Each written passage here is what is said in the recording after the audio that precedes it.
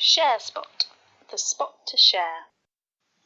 Good morning, and today on ShareSpot I have Tony Fabrizi, who's the CEO of Blue Star Capital plc.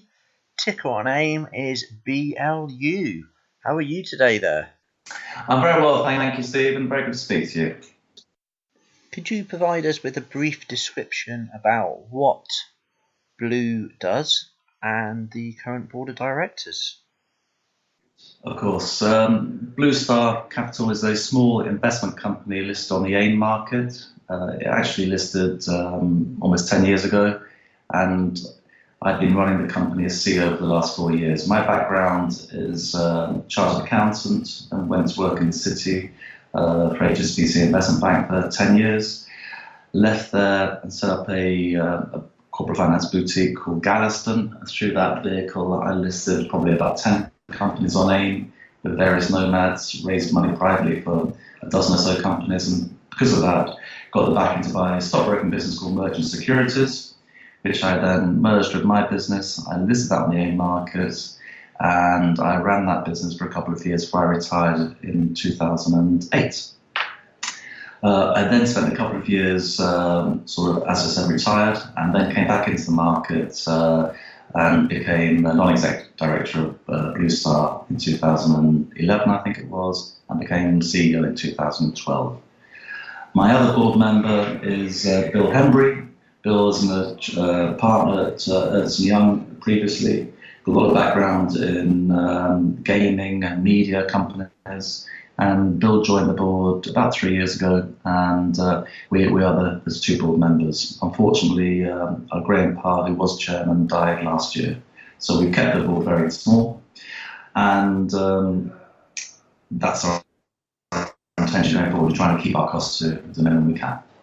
Could you provide us with a description of all of your assets and what they sort of potentially might do?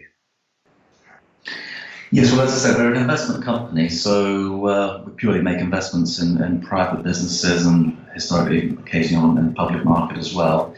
Just a bit of background, when I got involved, the company had a number of historic investments, but hardly any cash. So ever since I've been involved, it's been a company that's been very cash constrained. So we've had a very limited ability to make new investments. And unfortunately, many of the investments we took on when I came onto the board, unfortunately didn't actually transpire to become valuable, so most of those companies are very worthless. But since I've been involved, we've made 4 investments. I think, thankfully, 3 of them have done very, very well. So we are looking at tech companies in particular specifically, but with sometimes a media or gaming bias historically. But more today, obviously, with our investments in Satoshi Pay, we're looking at the blockchain sector. So we have 3 investments. One is a company called Disruptive Tech Limited, which is itself an investment holding company based out of Gibraltar, and that has 6 investments. And the principal one of which is VNU, which is an online retailer in the US. Also a company called Nectan plc, which is listed on AIM, which is a gaming company, which is a slightly checkered past, but it's now doing quite well, we believe. So that's that company. And then 2 companies I have been involved, I brought to the company are a company called Starla, which is a biometric finger vein business, where we took a stake in their first round, and they've subsequently done 3 subsequent rounds, and those have all done quite well. The company take quite a lot of coverage in the press, and we're very pleased to have been early in that journey with them. And then obviously most importantly, Satoshi Pay, we took an investment about a year ago, and subsequently increased that on 2 subsequent occasions, and now have a 31% stake in Satoshi Pay. So it's a very small focused portfolio. If we had more cash, we would have done other deals, but that's not really been we haven't had a portfolio to be in that position. So we've worked the best we can with limited resources, and we're now pretty optimistic. We think the 2 companies I've mentioned have potentially a very big future. The burning question on the lips of many an investor is the potential IPO or RTO in Satoshi Pay. Many investors think that it is already further advanced than the market is aware of. I know you can't disclose too much information on this. However, could you give us insight as to what your hopes and expectations are in this time, in this exciting looking blockchain investment? Yes, no, absolutely. Well, when we took the stake in Satoshi Pay, we obviously had high expectations that this was a business potentially of significant value to us. And having spent some time with the guys after making the initial investment, we've obviously confirmed that view and obviously increased our stake now on 2 subsequent occasions. So 31% is a very sizable position for us to have in one company. In terms of that business, everything we've seen over the last year in terms of the management team's capabilities, their expectations, how they deal with business going forward, they're all consistent with what we'd like to see in a company. So, we feel very confident this is potentially a very attractive business, which we're very happy to have such a large shareholding in. Now, there's been a speculation as to whether this is something we would perhaps increase our shareholding in, perhaps assist in the listing of the business in some capacity. And obviously, if you look at my background, I have done a number of deals in the AIM market, reverses, listings, etc. So it's a market I know very well. So it's certainly something if they decide that's something they wish to pursue, that we'd be well positioned to help them with. And it's something we'd be very comfortable with. But that's something they need to decide if they want to do. We need to decide it's something we want to do. So yes, I can understand why people are speculating on it, and it's certainly a possibility. But at this stage, it's simply that. Yes, absolutely. Well, FingerPay has been in the press quite a lot. It's on Sky News. It's been on various news channels. The technology is, we think, again, potentially very valuable. They've gone live with a couple of small customers. There are plans this year to go live with a number of larger customers. So it's a business which, again, I think has potential to be listed.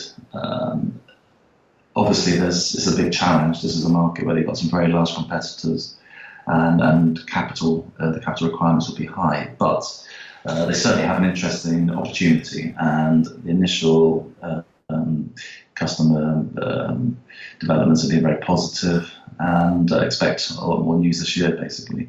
Obviously, it's a much smaller shareholding for us, so the potential value, appreciation for us is probably less significant than something like Satoshi Pay, but we still think it's a great company, and we're very happy to be involved. I would like to know more about what is known as Disruptive Tech Limited, more commonly referred to on social media as DTL. What are the future plans there, and are they looking to either offload it, or are they looking to liquidate themselves and distribute funds back to investors and shareholders as per as part of your business plan? Yes, DTL is an investment Blue Stars have for many years. It's actually an investment we have today, which was prior to my joining the company. As I mentioned previously, it has 6 investments in DTL. Some of them seem to be doing quite well. VNU would probably be the most significant of those assets, which is an online retailer in the US. And it's our understanding that DTL will distribute the assets it holds at some point. I don't think there's a fixed date for that. And, we will obviously then hold the assets ourselves. But there hasn't been any news on that front for the last few months. Are you happy with your current level of assets and then advancing them further? Or will you be looking for more type of blockchain investments? Yes, we raised £500,000 through Smaller Company Capital, who are our brokers, and they've done an excellent job for us. I must just congratulate them for the work they've done for us over the last year. So we have made a loan to Satoshi Pay since raising that capital, but we're obviously, in that respect, relatively cash rich at the moment. We are seeing a lot of opportunities, quite a few in the blockchain space. Clearly, it's an area where investors have an interest, and certainly it's an area where we would like to, if we do put more money into other investments, that's probably an area we would focus. At this stage, we don't have anything that we're specifically working on. But we are seeing a lot of opportunities in that area, and if we do make further investments, that'll certainly be probably the top of our agenda. Has the introduction of free lumens caused you a slight headache? Well, certainly not a headache. I think it's a significant opportunity, not so much for us, obviously, but for Satoshi Pay. The value of the lumens was originally $1 million. It's now, I believe, at one point in the last few weeks, been up to 30 million. Obviously, the value of that to Satoshi Pay is a 10% fee they can take on the lumens. So, a very nice problem to have. Satoshi Pay are really just at this early stage of their marketing campaign using the lumens. So I think it's too early to get excited about it, but it's clearly it's a significant opportunity for us to use those to attract businesses and customers. So a slight headache in terms of more work, but it's well worth it. Are you aware of any institutional investors buying shares and keeping just below the threshold? No, not really. We've only got the 3 disclosable shareholders, and one of those obviously is SCC. One of our original shareholders in Blue Star, Matthew Tors, is still a significant shareholder. He's been extremely helpful to the company over the last few years, very supportive. Then we have a new shareholder who's come on board more recently and acquired a stake. Obviously, I assume he's quite happy to make a lot of money on that. So I think Blue Star is obviously a very small investment company. It's not really suitable for institutions, given its size. But hopefully one day that may change. Let's hope they have a reason to look at it in the future. At the moment, I'm not aware of any buying by those people. Could you answer me this question? If I was a new investor looking in at your company and listening to this interview, why would you invest in your company? Okay, I think a few reasons. One, we've obviously got a significant stake in a business which has the potential to be very valuable.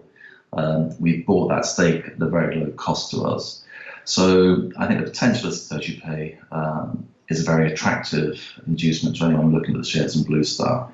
There's various figures being talked about what Satoshi Pay may be worth in a couple of years. I have absolutely no idea if those are anywhere near right, but at the moment, if you look at our current market cap, it values Satoshi Pay at about 25 million. I think that could be significantly undervalued if it delivers on any of its sort of near-term objectives. So that's one reason. Secondly, the board, myself and Bill, we try to run this company very efficiently. Our overall costs are very low. We don't have offices. We pay ourselves very little. We are trying our very best to make this, a very successful business for shareholders. We'd like to walk away from this at some point and think we've done a very good job. So, I don't think shareholders need to worry that we're taking anything out of this company more than that we're doing our utmost to make it successful. So I think there's 2 good reasons why, perhaps we hopefully stand out from many, but they would be the reasons I would look at if I was looking at the company shares. It's been a pleasure speaking to you today, Tony, and is there anything further that you would like to add? Not really, Stephen. Thank you very much for your time. I hope that's perhaps answered a few questions that people may have. Obviously, we're constrained what we can say, as you appreciate, with the AIM rules. Hopefully that's been of some use. I believe it certainly has done, Tony. Thank you for answering questions on behalf of your shareholders. And I want to say a personal big thank you to Bouncer and other associated people on social media for providing some of these questions. And Tony, again, thank you very much for your time today.